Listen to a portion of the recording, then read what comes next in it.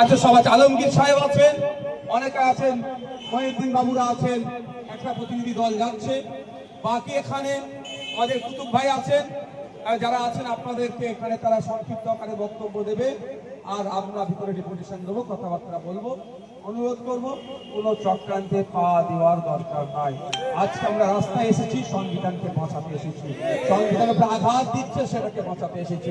সুতরাং মমতা ব্যানার্জি বিজেপির সুরে সুর মিলিয়ে বিজেপি যে চক্রান্ত করছে সেই চক্রান্তটাকে মুসলিম সম্প্রদায়ের উপরে চাপিয়ে দেওয়ার জন্য মমতা ব্যানার্জি কোনো অংশে দায়ী নয়, কম দায়ী নয়। তাই আমরা এর জবাব আমরা এই রাজপথ থেকেই দেবো। আমরা কোনো রকম বিশৃঙ্খলা হব না, বিশৃঙ্খলিত হব না। আমাদের ডেপুটেশন পর্ব চলছে, যাবো আমরা। আপনারা এখানে মনোযোগ সহকারে আমাদের যারা বক্তারা এসেছেন তাদের বক্তাদের বক্তব্য শুনবেন, আমরা ভিতরে ডেপুটেশন দেবো। এই মুহূর্তে ওয়াকফ বোর্ডের ডেপুটেশন দিতে যাচ্ছেন কনস্টিটিউশন প্রোটেকশন ফোরামের যে নেতৃত্ব নওশাদ সিদ্দিকী সহ আরও বেশ কিছু নেতৃত্ব, তারা কিন্তু এই ওয়াকফ বোর্ডে ডেপুটেশন দেবেন উম্মিদ পোর্টালের যে সরলীকরণের দাবিতে, এবং পাশাপাশি উম্মিদ পোর্টালের যে আপলোড নথিভুক্তিকরণের সরলীকরণ এবং পাশাপাশি সময়সীমা বৃদ্ধির দাবি নিয়েই কিন্তু এই মুহূর্তে নওশাদ সিদ্দিকী সহ আরও বেশ কিছু নেতৃত্ব কনস্টিটিউশন প্রোটেকশন ফোরামে তারা কিন্তু ওয়াকফ বোর্ডে যাচ্ছেন ডেপুটেশন দিতে।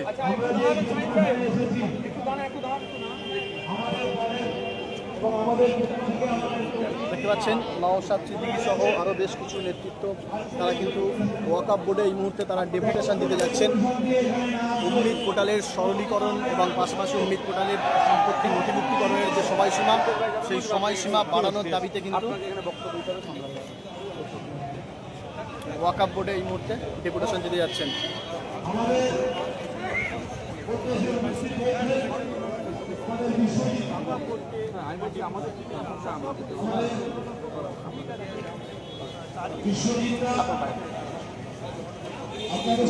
অন্যদিকে কিন্তু প্রচুর কনস্টিটিউশন প্রোটেকশন ফোরামের সমর্থক তারা কিন্তু এসেছেন এখানে।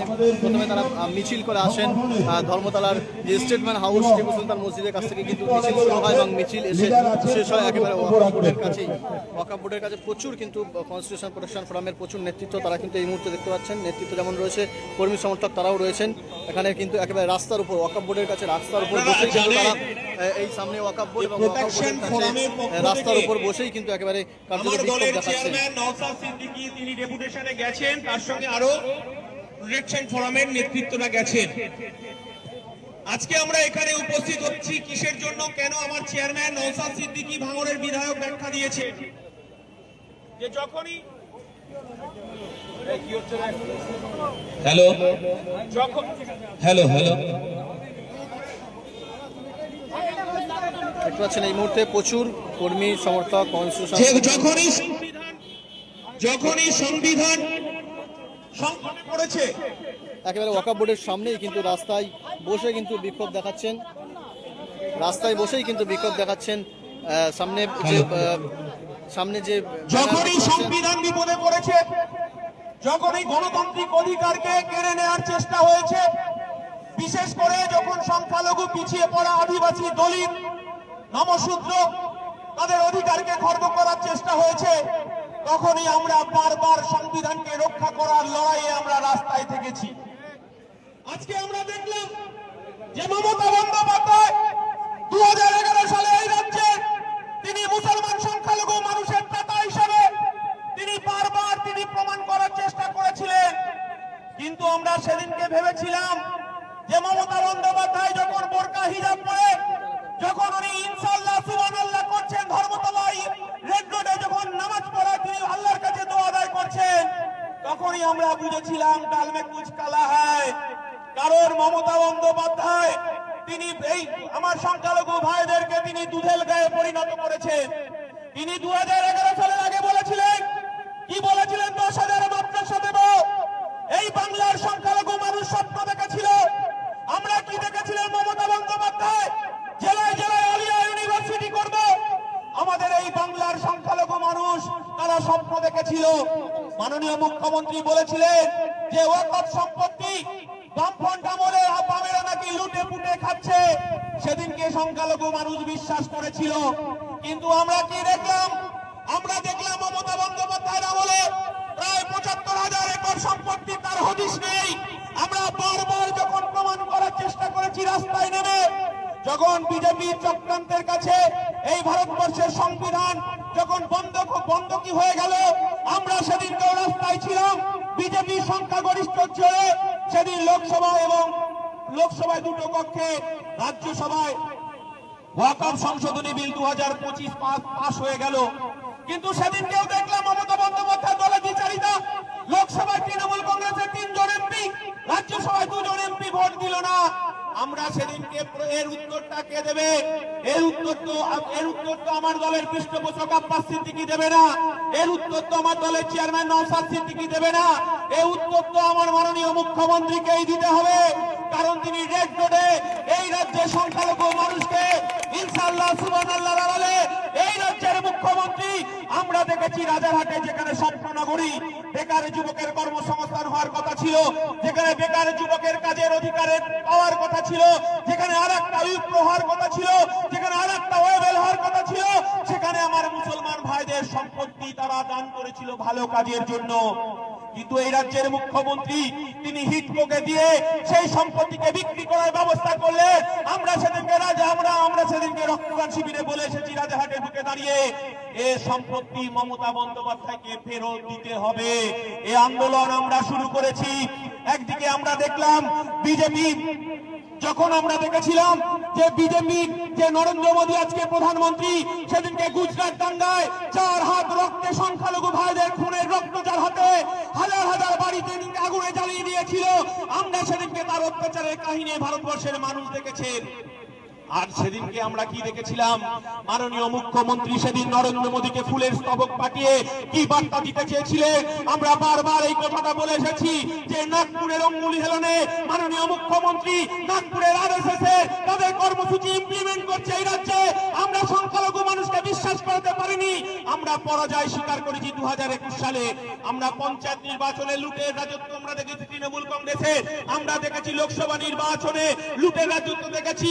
এই রাজ্যে সংখ্যালঘু মানুষকে বারবার এনআরসির ভয় দেখানো হয়েছে, এসআইআর এর ভয় দেখানো হচ্ছে, সি এর ভয় দেখানো হচ্ছে।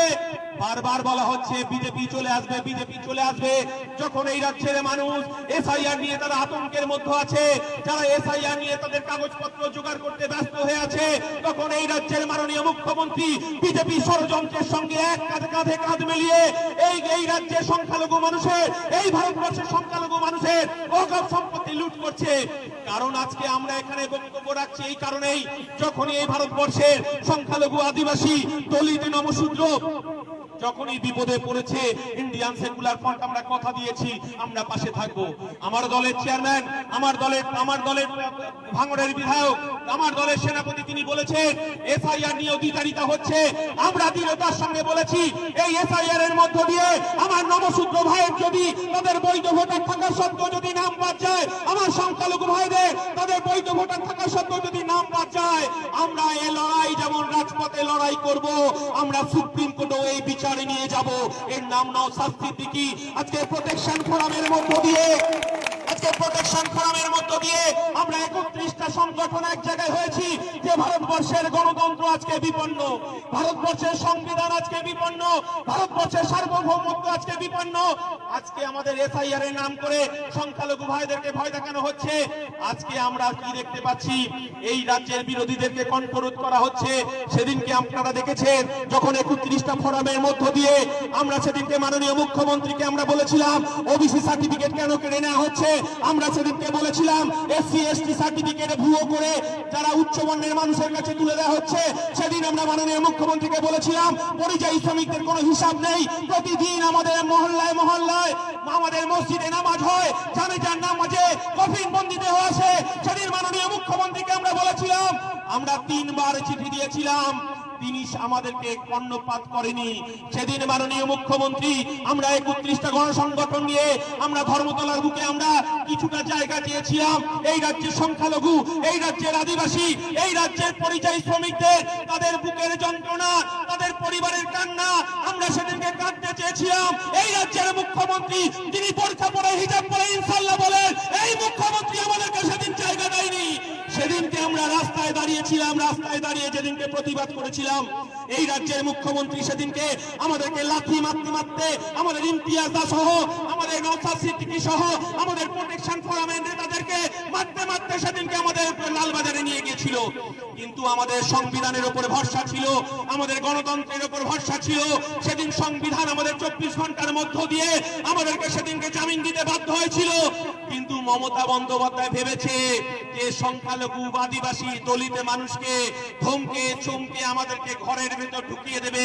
আজকে তার যাত্রা শুরু হয়েছে ওয়াকফ ভবনে। ওয়াকফ বোর্ডের কাছে এই রাজ্যের সংখ্যালঘুদের সম্পদ নিরাপদে থাকবে বলে আমরা যে আশা করেছিলাম, সেই ওয়াকফ বোর্ডের কাছে আমরা জানতে চেয়েছি কেন এত তাড়াতাড়ি উমিদ পোর্টালে কেন আমাদের এই সম্পত্তিকে আপলোড করতে হবে। আমরা বুঝি না, কারণ এই রাজ্যে তৃণমূল কংগ্রেস, এই দেশের বিজেপি সরকার, যে সরকার আমরা দেখেছি 1992 সালে বাবরি ধ্বংসের মধ্য দিয়ে ভারতবর্ষের সেদিনকে ধর্মনিরপেক্ষতা, ভারতবর্ষের সেদিনকে ঐতিহ্য, ভারতবর্ষের গণতন্ত্রকে সেদিনকে ধ্বংস করেছিল। কিন্তু সেদিনকে আমরা দেখেছিলাম সম্প্রীতি, এই বাংলায় সম্প্রীতি। হয়তো সেদিন জ্যোতি বসু মুখ্যমন্ত্রী ছিলেন, তিনি বলে দিয়েছিলেন তার পুলিশ প্রশাসনকে যে একটাও দাঙ্গা হতে দেয়নি। সেদিনকে আমরা অনেক ছোট ছিলাম, কিন্তু যেহেতু কেন্দ্রের বিজেপি সরকার 1992 সালে বাবরি মসজিদের যাদের ইটের গুঁড়ো এখনো ধুলো যাদের হাতে লেগে আছে, আর আমরা দেখেছি গুজরাটের রক্ত, গুজরাটের সংখ্যালঘু ভাইদের হত্যার রক্ত যার হাতে লেগে রয়েছে, তার হাতে সংবিধান নিরাপদ থাকতে পারে না, তার হাতে সংবিধান রক্ষিত থাকতে পারে না। আর আমরা বলেছি নাগপুরে 2003 সালে মাননীয় মুখ্যমন্ত্রী, সেদিনকে আরএসএস এর নেতারা মাননীয় মুখ্যমন্ত্রীকে দেবী দুর্গা বলেছিলেন। এই রাজ্যের সংখ্যালঘু ভাইদেরকে বোকা বানানোর চেষ্টা হচ্ছে বিজেপিকে রক্ষার নাম করে। একজন রাজ্যের মুখ্যমন্ত্রী, তার কাজ কি? তার বেকার যুবকের কর্মসংস্থান করা, আর তার ওয়াকফ সম্পত্তি রক্ষা করা, বেকার যুবক খেটে খাওয়া মানুষের তাদের অধিকার রক্ষা করা, পঞ্চায়েতি ব্যবস্থা ঠিক করা, স্বাস্থ্য ব্যবস্থা ঠিক করা, কর্মসংস্থান ঠিক করা।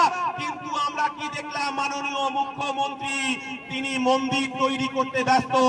আমরা বলতে চাইছি, ধর্মগুরুরা মন্দির করবে, ধর্মযাজকরা মসজিদ করবে, ধর্ম প্রধান যারা তারা মন্দির মসজিদ করবে, আর আমার রাজ্যের কোষাগার থেকে এই রাজ্যের মুখ্যমন্ত্রী সেখানে হিন্দু, মুসলমান, খ্রিস্টান, জৈন, আদিবাসী, দলিতের অনেক টাকায় মন্দির তৈরি করছে। এই জিনিস পশ্চিম বাংলায় আমরা মেনে নিতে পারি না। এই লড়াই আমাদের শুরু হয়েছে, এই লড়াই আমাদের আরো দূর যাবে। 2026 পর্যন্ত এই লড়াই আমাদের জারি রাখতে হবে। তাই সবাইকে আমাদের সংগ্রামী অভিনন্দন জানিয়ে, প্রোটেকশন ফোরাম জিন্দাবাদ জানিয়ে